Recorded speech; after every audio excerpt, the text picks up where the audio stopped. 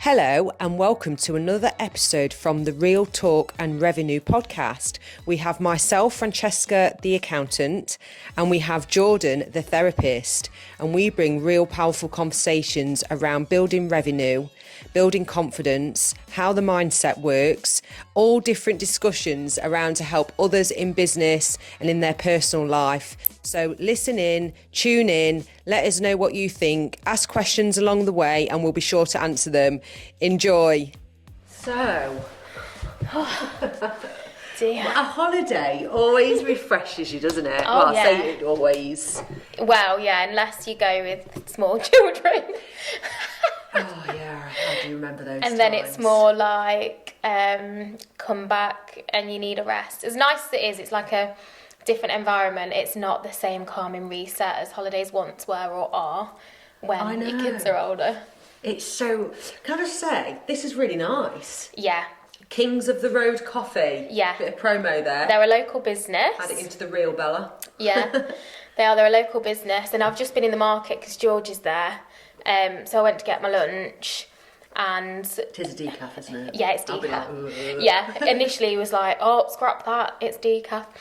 So it is decaf. But yeah, and they were near George. George knows him. He's like I don't know what you call it, like business friend. I don't know. Yeah. Oh, Yeah. nice. So they've swapped food for coffee and stuff. Yeah. Oh no, I love that. But that's why I grabbed it from there, because I thought I'm here anyway, and then you can try a new one. Yeah, no, it does make a change because I'm fully Yeah. with coffee and on holiday. Oh, I know. I saw your stories about how good it was. The coffee was insane. It Yeah. was like, Yeah. wasn't strong, but even the fact they use oat milk. Yeah. Yeah. Oh, it was the best food. Dubai is amazing. Yeah, it is The great. cleanest place. I've not been for nearly 10 years, so So what did you go for originally? I went 2015, 2016. Yeah. So Be on holiday, yeah, went on holiday and to see family that lived there at the time. and I bet it wasn't as popular then. There was not the hype around it that there is now. And So some of the interesting. stuff was still being built. So like, you know where the like big wheel thing is Yeah. on the beach and We stuff, saw like that was just being built when I went wow. like 9 years ago, Well, you need to 10 go years back. ago for the first time. Yeah. You need to go back. But we're going to talk a little bit about motivation because Bella said it's quite a popular topic as well. Yeah. And it is my favourite topic, even though motivation's kind of It's made because up. so many of us struggle with it. Yes. And it's this- an illusion, isn't it? It's a Motivation. frigging illusion. Yeah. So Yeah. when you don't feel motivated, so people assume... Which most people don't most of the time. No, and they assume from social media That everyone everyone's like, so get up and go, and they can push themselves into gear, and I can't, what's wrong with me? Yes. And it is true that like there are there's like a spectrum of like an average, isn't there? So like, average people will always struggle with motivation and have like bursts of it that come fleetingly. Average people, what's that definition?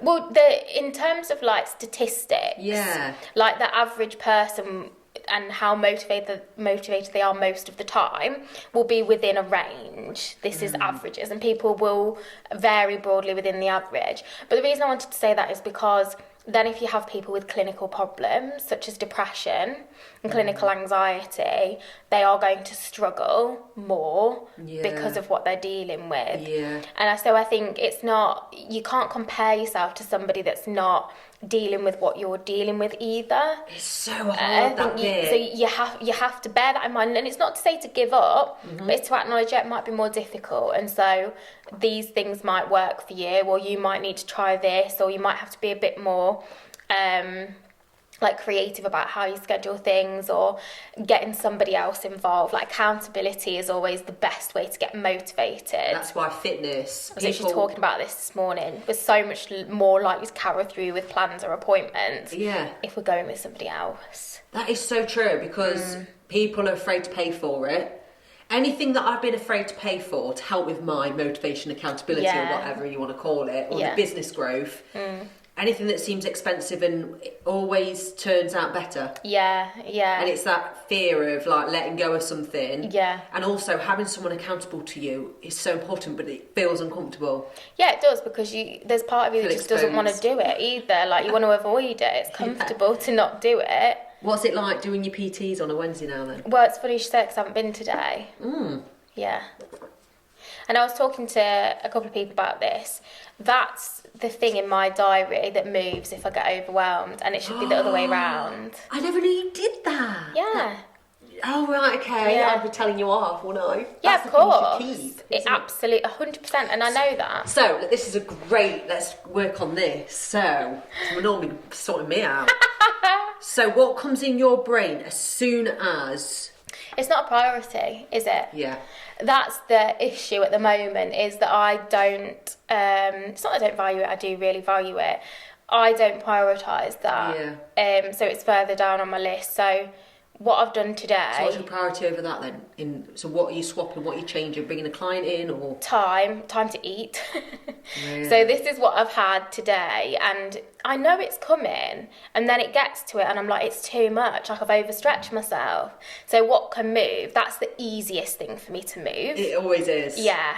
Otherwise it would be a toss-up between don't eat, cancel or move this, or cancel a client, which obviously I'm not going to do. Like I'm not going to cancel a client because it's my own scheduling issue. It's not like, do you know what I mean? So we've been looking collectively as a family at diary management, and it's something that I need to look at so that isn't the thing that moves. Yeah, definitely. But it can be a challenge when you've only got certain days and time frames in which you can do those things. Not saying that I couldn't work out in a different way, but it'd have to be something that I could have Hallie with me. Can I just jump in while it's on my brain? I read so many people do this. Oh yeah. They will stop. So, for example, someone says they want to do more posts on social media. Yeah. And then they don't. You know, if you don't do something, you won't trust yourself. Yeah, it does undermine trust in yourself and your ability. Yeah. For me, it doesn't, because this is a long-standing thing for me, and I know I can do things. Yeah. It's a seasonal thing at the moment. Yeah. And I know it's something I can prioritise. Yeah. It's just, it takes a little bit more organising and management than it did before I had a child. Yeah. A small child. So I suppose that's like the new seasons that I'm navigating, is trying to prioritise my own needs and my own health, and also have an income whilst also having to look after somebody else's needs 24/7. I'm really trying to refrain from doing... You know, if I was coaching somebody, and this is something I've really thought about, I have to be kept mindful of how other people live their lives, don't I? Because you have to be mindful of circumstance as well, I think. So I'm learning that my approach isn't going to necessarily work for everybody. But yours is very rigid, I would say. Yeah. But I also know that will get results. It does get results, but it doesn't suit everyone. No, that's what I said. And it's quite a hardcore approach to take. Yeah. That doesn't suit most people, I would argue. Yeah. But I'd argue the opposite. But for many people, I think that approach initially, I think you can kind of like settle into it, but initially I think that approach has a high failure rate because people feel they can't stick to things. Do you know what I mean? I know if I work with somebody, they'll stick to it. Yeah, eventually. And then I'd let them go if they don't. Yeah. That's my approach. Yeah, which doesn't work for everyone. No, so they won't work with me. No, exactly. And it's owning that. It is, yeah. So I think if I was going to work... There's a client for everyone. Yeah. It's the same in therapy. Like, you get some therapists that are like very black and white, all or nothing. Yeah. You come in, you do this work, you do your homework, or don't bother coming. Whereas that doesn't work for me because I know life's messier than that.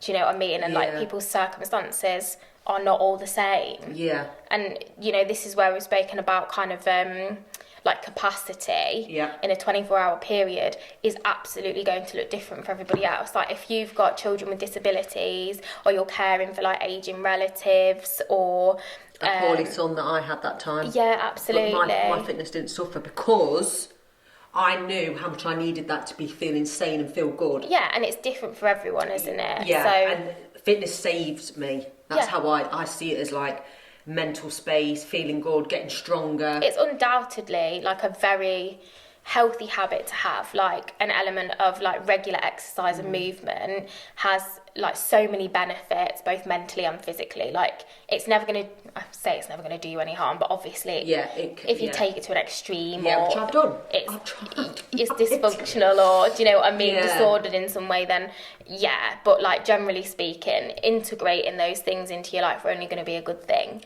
100%. And also knowing if you have got something sat in your diary that's so easy to move, catch yourself quick, because you know how frigging good you're going to feel after doing that fitness thing, and nothing beats how good you feel. But people will, I get people want to change things. This amount of things I've done, it's in my diary, and doing it feeling overwhelmed, and afterwards I'm like, oh my god, I'm so, like, even doing this, I know this, because I had so many errands. It's squeezing, it's when you pack things in, isn't it, and you look and you're like, oh, I could really do with a bit of space or wiggle room in that day. And sometimes you'll soldier through, and sometimes I will.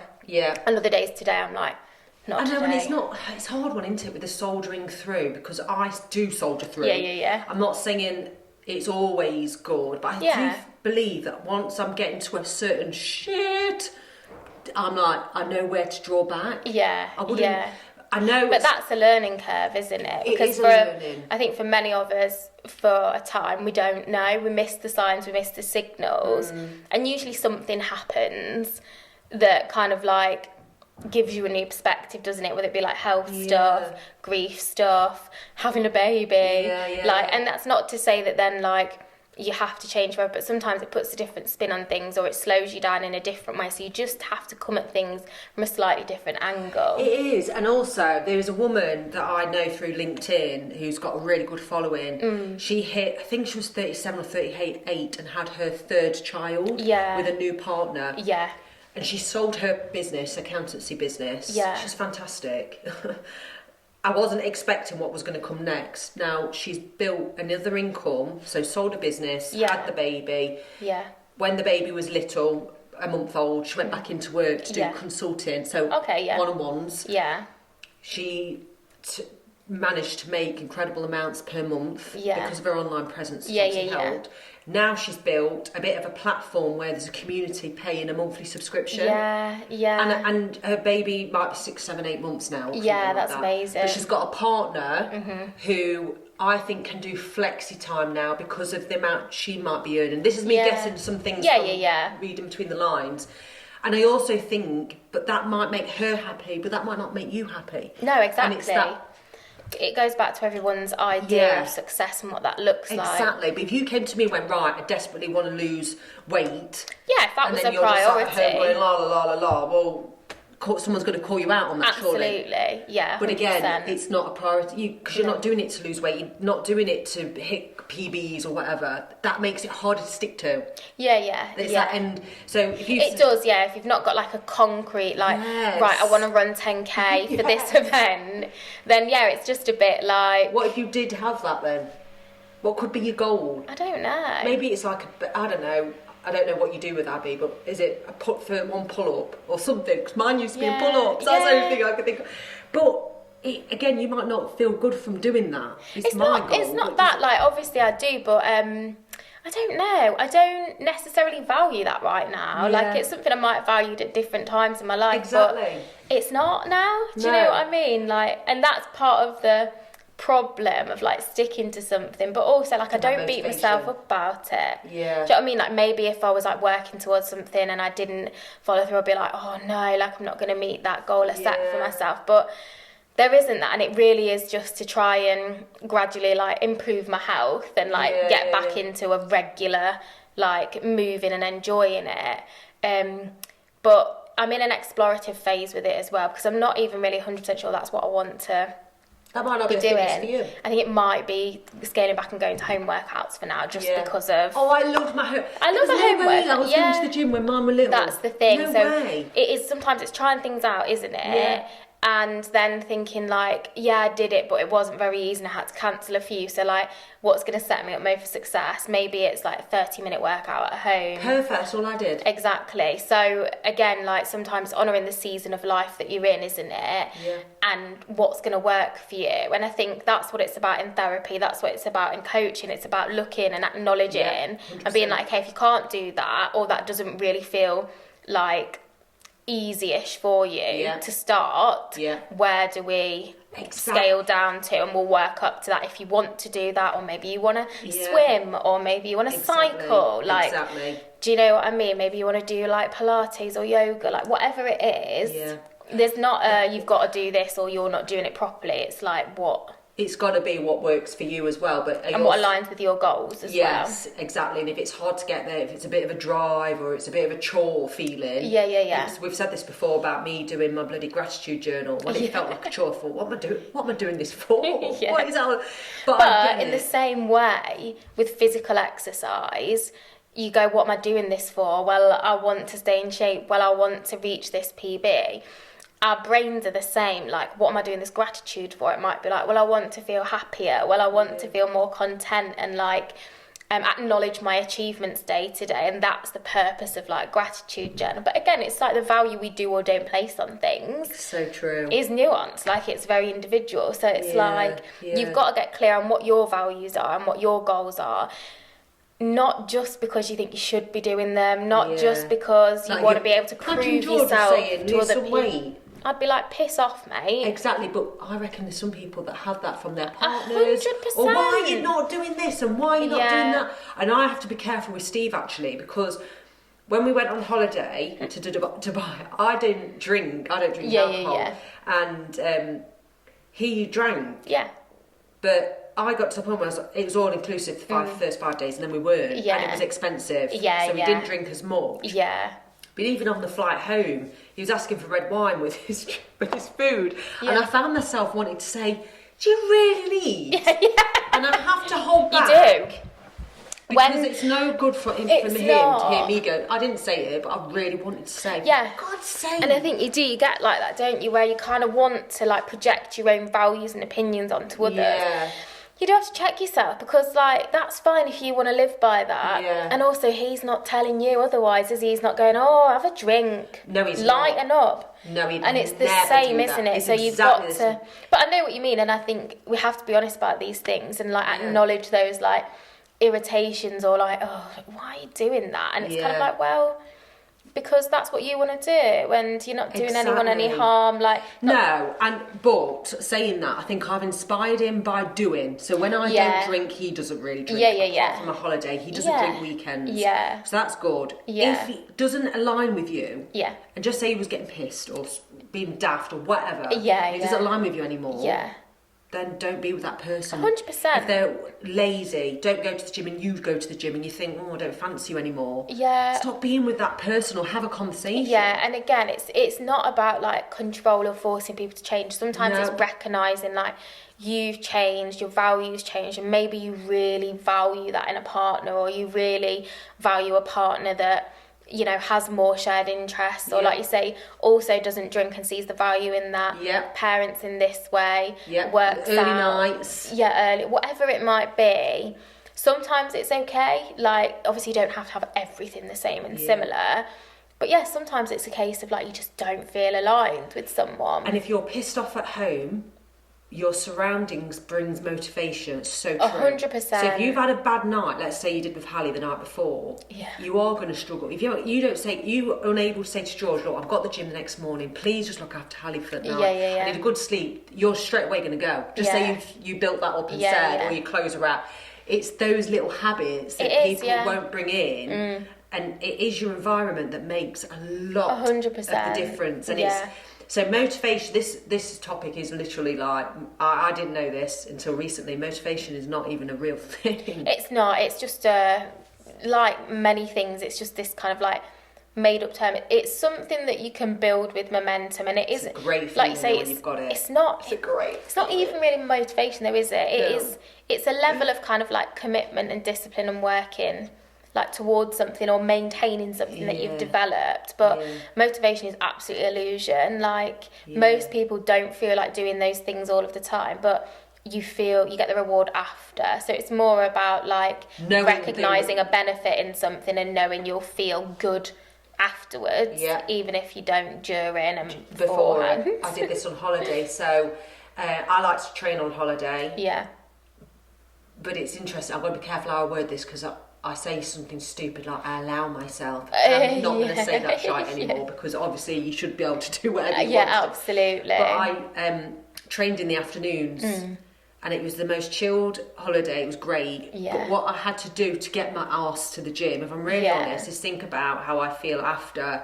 And I like to look good. Yeah. I've said this to you before, like I am still funny about my weight from eating disorder days. Yeah. I'm obviously so much better. I'm not saying that. Yeah. But I don't like the thought of letting myself go. So that kind of, I don't know why, but it sticks in my brain. Yeah. And after I trained, I always felt great. Yeah. So I have to remember that bit. I think it's a really difficult and complex topic to talk on, you know. Yeah. And I don't know what the right way to untangle any of this is, but I have these conversations with my clients and my friends like over and over again, and it's like exactly that, like what you've just spoken about, especially for women, that kind of like want to look good, want to be seen favourably based on our appearance and other aspects as well, but for women, like very much appearance, and like part of that doesn't belong to you. Do you know what I mean? No, that's really been drilled into us as women, that like our worth and value, just like years and years of being objectified, like really as women, and our value has massively over the years been placed on how we present ourselves physically and appearance wise, and that hasn't gone away. It still exists, and it still exists within us. That's a nice thing, is it not? I don't know, to be honest with you. So I walked around with scruffy clothes on in the day, literally, hair back, straight back, no makeup on, but this is why I think it's a very difficult topic, because it's true that there's an element of like, if we kind of like get up, brush our teeth, wash our face, make our beds, like it helps us to feel. It does. You just literally. No, there are anchors that help us feel better. Do that? There are people that don't. No. Yeah, but it's where's the line, isn't it? And again, this is a personal thing, and there's absolutely right. This isn't me throwing shade on anyone. There's nothing wrong with liking to dress up, with liking to present well, whatever that means. It means something different to everyone. There's nothing wrong with that, but sometimes I think we need to think about like why that is, and why we feel bad if we're not able to meet those standards. And is it because of like fear of judgment, for fear we won't be taken 100%, seriously? 100%. I'm not. So if it is 100% driven by that and like what other people are going to think of us all the time, that's not the healthiest way to operate. I'm not like that. You know, I go to the gym, no makeup, but there's some women that go looking pristine. Yeah, absolutely. And that's okay. Nip into the shop. Of course it's okay. That's okay. But there's more going on, But what is it driven by? And if it's like fear driven, if our worth is solely dependent on our appearance for anybody, rather than like, I like to look nice, but if I can't, or I ain't got time, or I don't one day, I'm not going to despair if someone sees me, because I'm not just how I present physically. I am the sort of person, I am the traits, like might be funny, might be kind, might be that person that people feel warm and comfortable around, like might not. Do you know what I mean? Like 100%. And it's a difficult one to untangle, to be honest. The amount of Instagram stories about mothers and the daughters saying, "You've got a kind heart," rather than "You look so pretty." And it's like they're trying to, some are saying, talk about personality rather than what the kid, you know, 100%. especially the dads to the girls. I listened to a podcast, and her dad, who was Italian, would go on about her looks, and then as she got older, he stopped doing that. Didn't even mention anything, sort of thing, and it made her so self-conscious. And because it makes you think like that's all you're good for, I suppose. And do you know what I mean? And you know, men and women are conditioned differently. it's just difficult. And I think it's not wrong to say, like, you look beautiful, that's great. Yeah. Like, but you want a variation of things, Yeah, not just you're beautiful. Yeah. Like, you're also smart, you're funny, you're clever, or whatever Yeah. it is. Do you know what I mean? But not So just true. like, oh, she's so pretty. That's nice, but is that it?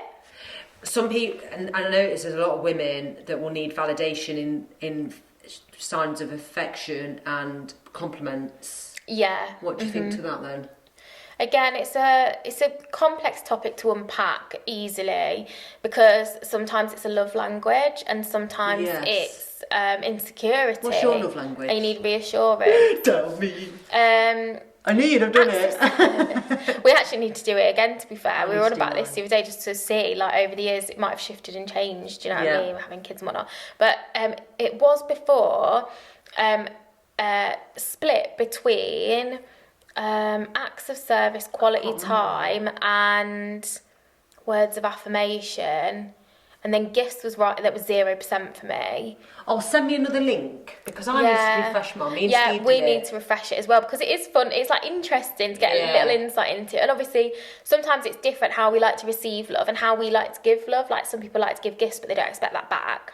Yeah. Do you know what I mean? So you might be playing in someone else's love language, but actually you like to receive love differently, and that person that you're giving it to, they like to receive it differently. So I don't think mine was gifts. Yeah. I'm sure it was affection, and me and Steve can be too busy sometimes to even remember that we should be like going, we love you, and give a cuddle. And 100%. It's so true. We are so like getting on with stuff all the time. But yeah, I think it's just a great topic. It's funny, and obviously we're starting with motivation. We end up all over the place, don't we? But yeah, it all links. It all links, and I think, when you say like what motivates you, I think we've always just had to go back to values. Like, you will be more motivated if you're aligned with your values, if you're taking action in alignment with what you really care about, what's important to you. Yeah. You're more likely to have motivation for certain things then. Yeah, and it's the purpose thing. So it is, but ultimately it's something that like comes with a bit of like consistency. Yeah, so I think have a think about what you're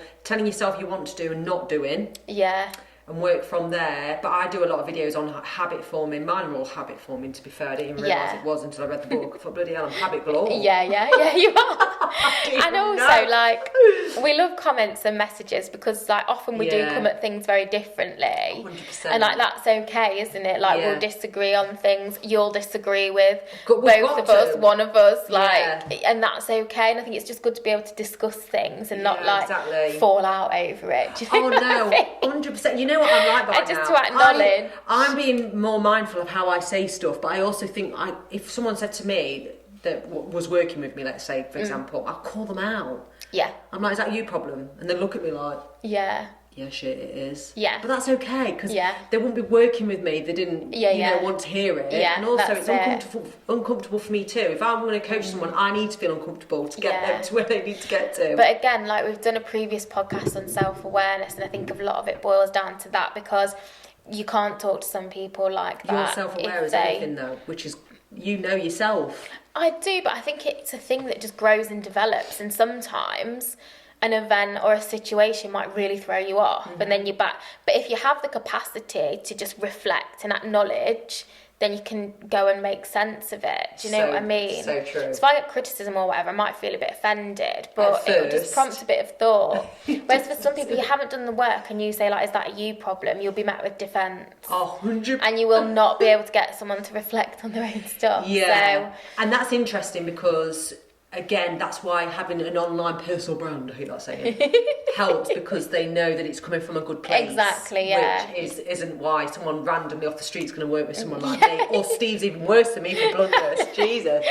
Anyway, we'll leave it there. We're going to talk more on motivation and inspiration or whatever next week as well, to keep that, like, it's a really hot topic at the minute. Yeah. And thanks for tuning in. This is out in literally a couple of days. Monday, this is going out. Fresh, and we're catching up. We're catching up.